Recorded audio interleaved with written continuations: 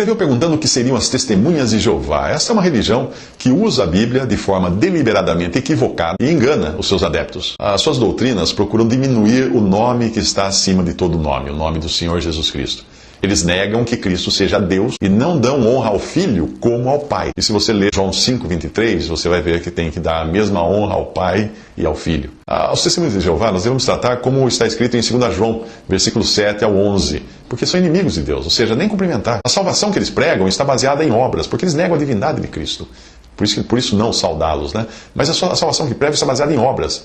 Principalmente uma obra que é de divulgar a doutrina da Sociedade Torre de Vigia e fazer novos escravos para aquela organização. Existe até um ranking, né? Uma premiação ou uma escala dos melhores do mundo na prática da distribuição de literatura. Entre eles tem isso. A isso eles chamam de pregar o evangelho. Exceto para um suposto grupo de 144 mil membros da organização, os membros comuns não têm nenhuma esperança de viver no céu e o máximo que eles almejam é um lugar no reino de 1000 anos que acontecerá aqui na Terra. Eu normalmente não perco meu tempo escutando os membros dessa seita, porque eu não vou aproveitar nada do que eles falam. E mesmo que uma porcentagem do que eles digam possa ser encontrada na Bíblia, nós não devemos dar ouvidos a eles. Por quê?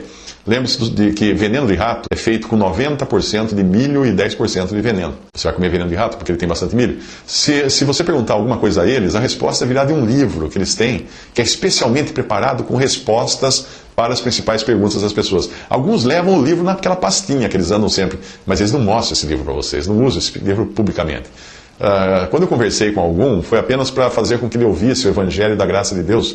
E eu fiquei batendo sempre na tecla de que Cristo veio ao mundo salvar os pecadores e que é preciso crer nele na sua obra consumada na cruz. Eu sempre procurei não ir atrás deles quando desejam entrar no terreno da profecia, porque eles não vão entender a profecia enquanto não se converterem a Cristo. Aqui vão algumas coisas que os testemunhos de Jeová creem. Veja como eles diferem daquilo que a Bíblia ensina. Um erro das testemunhas de Jeová: o Espírito Santo é uma força ativa e impessoal de Deus. Isso foi publicado numa das revistas dele. Refutação a esse erro: o Espírito Santo é uma pessoa divina, que pensa, sente, sofre, fala. Veja, por exemplo, servindo eles ao Senhor e jejuando, disse o Espírito Santo: apartai-me a Barnabé e a Saulo para a obra que os tenho chamado. Atos 13:2. Como uma força ativa vai dizer alguma coisa. Outra passagem: não entristeçais o Espírito Santo de Deus, no qual estáis selados para o dia da redenção. Efésios 4:30. Como uma força ativa vai ficar triste. Um outro erro da testemunha de Jeová: somente os membros da organização serão salvos.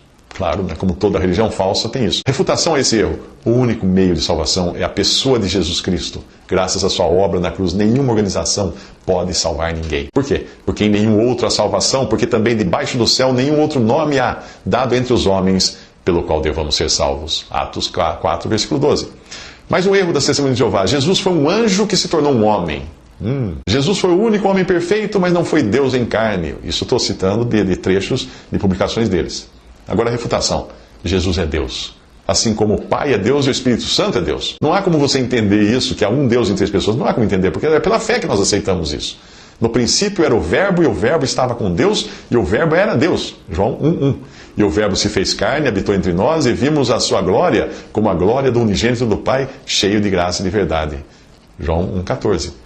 O que era desde o princípio, o que ouvimos, o que vimos com os nossos olhos, o que temos contemplado e as nossas mãos tocaram da palavra da vida. 1 João 1. Outro erro da testemunha de Jeová: Jesus não voltou da morte no seu corpo físico. Isso eles mencionam numa das suas publicações. Outra menção, outra citação de uma publicação deles: Jesus foi ressuscitado não como criatura humana, mas um espírito. Percebe? Refutação a isso: a visão do Senhor ressuscitado foi um privilégio apenas dos discípulos. Ele ressuscitou num corpo físico, diferente do que tinha antes, porque era capaz de atravessar portas e paredes, mas igualmente físico, palpável, tangível. Não era um espírito apenas. A Bíblia fala: 8 dias depois, estando outra vez os seus discípulos dentro e com eles Tomé, chegou Jesus, estando as portas fechadas, apresentou-se no meio e disse: paz seja convosco. Depois disse a Tomé: põe aqui o teu dedo e vê as minhas mãos, e chega a tua mão e põe-na no meu lado, e não sejas incrédulo, mas crente. E Tomé respondeu e disse: Senhor meu e Deus meu. 20:26. Mais uma passagem sobre isso. Então eles apresentaram-lhe parte de um peixe assado e um favo de mel, o que ele tomou e comeu diante deles. Lucas 24, 41, 42. Mais uma: depois foi visto uma vez por mais de 500 irmãos, dos quais vive ainda a maior parte, mas alguns já dormem. 1 Coríntios 15, 6. Outro erro da testemunha de Jeová, uma outra passagem de um texto deles: Jesus retornou à Terra invisivelmente em 1914. E essa é comum a muitas religiões, né? Falar que Jesus já voltou, estava por aí. A refutação é isso. Muitas religiões alegam que Cristo voltou. No caso da Testemunha de Jeová, isso foi previsto numa falsa profecia que depois da data anunciada precisou receber a adição do invisivelmente, para eles não voltarem atrás. Eles tinham profetizado que Jesus voltaria à Terra em 1914. Quando ele não voltou, mudaram o texto para que Jesus voltou à Terra invisivelmente. Marcos 13, 21 alerta: e se alguém vos disser, eis aqui o Cristo, ou ele ali, não acrediteis. Outro erro da Testemunha de Jeová: a Trindade não existe. Escreve um dos textos dele. Refutação: a existência da Trindade foi revelada no batismo do Senhor Jesus. O Espírito Santo desceu na forma de uma pomba, pousou sobre ele, Deus Pai declarou: este é meu Filho amado, em quem me comprazo. E João 20, 17 também revela que o Pai é uma pessoa distinta e que é Deus. 1 João 5, 20 revela que Jesus é uma pessoa distinta e que é Deus. E muitas passagens revelam que o Espírito Santo é uma pessoa e é Deus. As três pessoas são citadas na fórmula instituída por Cristo no batismo, em Mateus 28, 19. E mesmo assim há um só Deus. E Satanás vai imitar isso depois lá em Apocalipse, porque vai existir Satanás, a besta e o falso profeta. Numa clara alusão a uma imitação àquilo que é Deus. Deus um em três pessoas. Outro erro da Testemunha de Jeová: boas obras são necessárias para a salvação. Mas um texto deles diz: a salvação é pela fé e pelas boas obras. Refutação a isso: as boas obras não salvam, apenas podem ajudar a revelar se uma pessoa é salva, em função dos frutos visíveis da sua transformação. E é muito claro isso, porque pela fé, pela graça sois salvos, por meio da fé. E isto não vem de vós, é dom de Deus, não vem das obras, para que ninguém se glorie, porque somos feitura sua, criados em Cristo Jesus para as boas obras, as quais Deus preparou para que andássemos nelas. Efésios 2, de 8 a 10. Mais um erro da Testemunha de Jeová: a alma cessa a sua existência na morte. Não existe inferno de fogo onde os condenados serão punidos. Uau! A refutação a isso é que o inferno foi criado para Satanás e seus anjos, mas os homens também acabarão lá. Inclusive as Testemunhas de Jeová, se não se converterem. Mas não era essa a intenção de Deus original. Deus criou para o diabo e seus anjos o lago de fogo. Mesmo assim, não há fim para a alma ou para o fogo. Não há extermínio da alma. Nem a alma é exterminada, nem o fogo eterno vai ser exterminado. A palavra-chave aí é nunca. Assim como o salvo nunca perderá sua salvação, o condenado nunca ficará livre da sua condenação. O Senhor falou assim: se a tua mão te escandalizar, corta. Melhor é para ti entrares na vida aleijado do que tendo duas mãos, ires para o inferno ou o lago de fogo, para o fogo que nunca se apaga, onde o seu bicho não morre e o fogo nunca se apaga.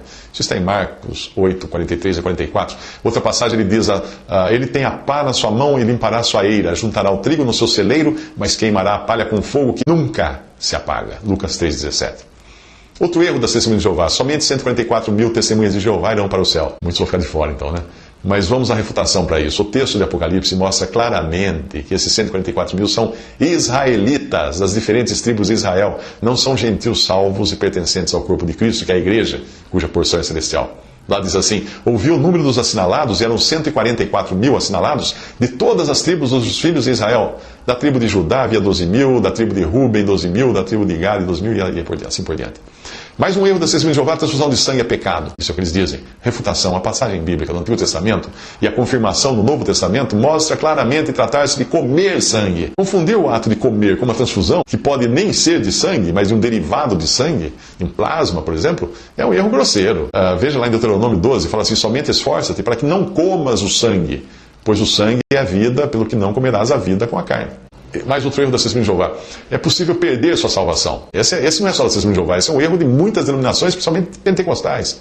Mas a refutação a isso: não é possível tirar das mãos de Deus aquele a quem Ele salvou pelo sacrifício do seu próprio Filho, porque a palavra-chave, mais uma vez, é nunca. Dou-lhes a vida eterna e nunca hão de perecer, e ninguém as arrebatará da minha mão, disse o Senhor Jesus em João 10, 28. Quanto aos versículos que você citou, os 144 mil, são exatamente o que diz a palavra em Apocalipse 7, de 4 a 8. Todos são judeus. E além de judeus convertidos, haverá também uma multidão de gentios convertidos, em Apocalipse 7, 14. Mas isso é depois do arrebatamento da igreja, isso é depois, quando Cristo vier para reinar. A ordem dos acontecimentos é mais ou menos assim. Acontece o arrebatamento da igreja, em 1 Tessalonicenses 4, 17, que inclui todos os salvos por Cristo, ficam na terra. Os que ouviram o evangelho e não creram, inclusive os Testemunhos de Jeová, e também os que não ouviram o Evangelho e não tiveram oportunidade, portanto, de crer, de estar entre os salvos da igreja. E depois disso, depois da igreja partir da terra, os que ouviram e não creram não terão outra chance, porque Deus fará com que creiam na mentira do anticristo, que vai se levantar após o arrebatamento da igreja. Isso está em 2 Tessalonicenses 2, de 7 a 12. Porém, os que não ouviram, sejam eles judeus e gentios, poderão ainda se converter na grande tribulação, durante o tempo de tribulação. E é desses que fala a passagem de Apocalipse que você citou. No final da tribulação, da grande tribulação, nós voltaremos com Cristo. Os que creem voltarão com Cristo para julgar as nações, e aí terá início o milênio, que é o reino de Cristo sobre a terra. Os cristãos, a igreja, não participará do reino na terra como súditos, não.